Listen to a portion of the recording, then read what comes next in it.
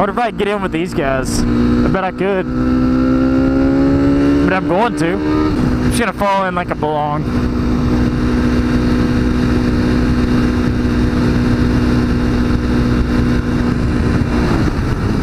They're gonna be like, who is this douchebag riding a yellow Ninja and a Harley Davidson jacket with a GoPro?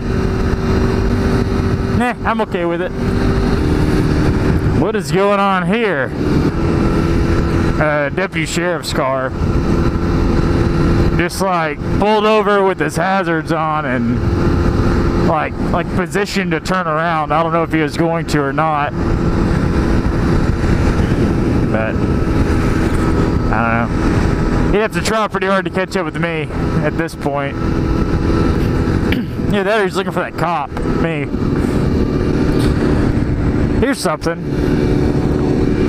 So, what is the most embarrassing thing that you've ever worn in public? I know what mine is. I was at Warped Tour in 2008 or 2009, and my friend said that I wouldn't buy this pair of booty shorts that, like, my junk was almost falling out of them. They were so short. Well, she said that I wouldn't wear them, and she was very wrong. They were bright ass red, and they said girls don't poop on the back of them, and I wore them pretty much for the rest of the day. And it was actually quite nice because it was the Texas summer, and it was over 100 degrees, so it was nice to be in something that breathed a little better. But yeah, there was a lot of people wanted to like take pictures of me and stuff. It was weird, but it was kind of Warped Tour is crazy like that, anyways. But it was different. And I wonder if these guys are gonna take this right turn, because that's kind of where I want to go. I bet they are, because this is probably top 3 or 4 roads in Onslow County to ride on. Nope. Alright, let's see where I'm gonna peel off then. Ah, there's a cop. But yeah, so I wore booty shorts at the Warped Tour, and all the bitches loved it. And what's really sad is not only were there more men than me wearing things of that nature, but that wasn't even like the skimpiest thing I saw a dude wear. There's a guy who was wearing a bandana, like a Speedo. That guy had some balls. Well, that's a very poor choice of words. These pants slide on this seat, and it's like pushing my nuts up against the tank, and it's very uncomfortable. So right now I'm going to the Ctiy store to actually get a discount. And I hate asking for discounts, but it's 15% off of my bill, so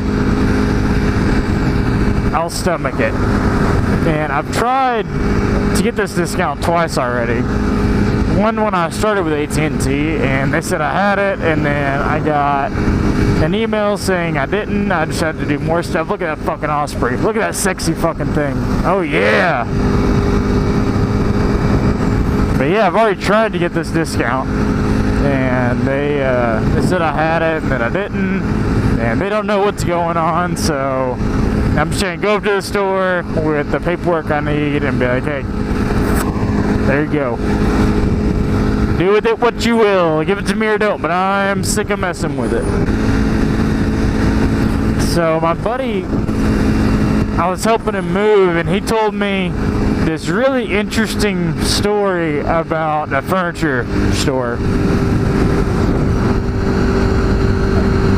And how he was telling me that he bought a table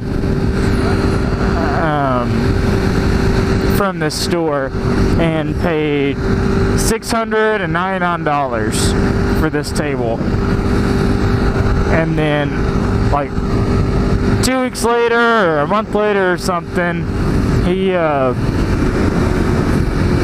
went in to get something else, and they were having a sale. So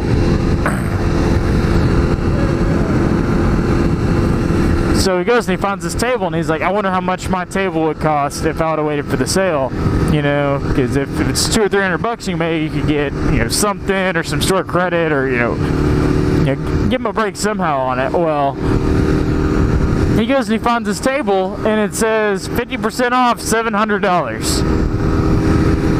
So my buddy, being the guy that he is, finds a sales lady who is not the person that sold him his table, the same table 2 weeks before.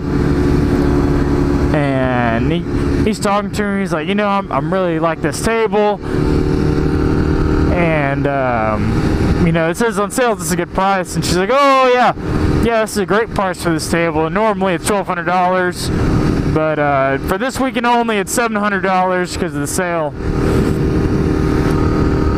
And then he's like, really? Because I just bought this table, you know, 2 weeks ago for $1 less.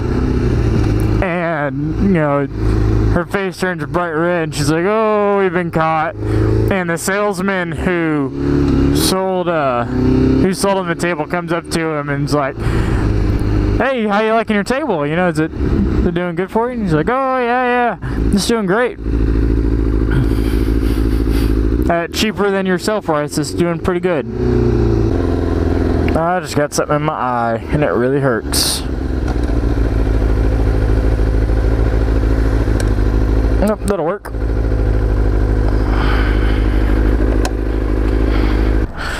I'm pretty sure that Escape over there belongs to my old neighbor. So that guy was fairly helpful, but we'll see how it actually goes, because I don't know, I've been through this once before. I went up there and I did the exact same thing, and then like a week later I got a text message and an email saying that I need to bring in a copy of this paper. And that's what I was just doing, and they're like, no, you don't need the paper, we overrode it. And I'm pretty sure that's what they did before, but I'm not 100% sure.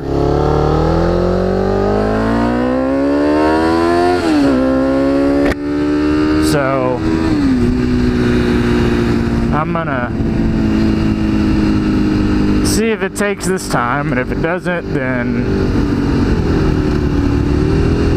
whatever. I'll kind of be over the whole discount thing. Because like I said, I'm not a huge fan of handouts or discounts or stuff anyways. I have such a hard time going to 45 through here. This is the speed limit. This is painful. Painfully slow. Oh, so for I think I have 2 subscribers. Thank you for subscribing very much. Y'all are too kind. Tell your friends. And I'm gonna try to start doing more videos. I've got 2 or 3 I need to edit right now. A couple of them are maintenance on this bike, and one of them's another Motovlog. But I'm having issues with my software right now that I don't know what's wrong with it, but it keeps crashing. Well, I think it's gonna about do it for this one. Thanks for watching. Yeah, if you liked it, hit that like button. If you really liked it, go ahead and subscribe, and I'll be back with another video before too long. Alright, thanks. Love you all.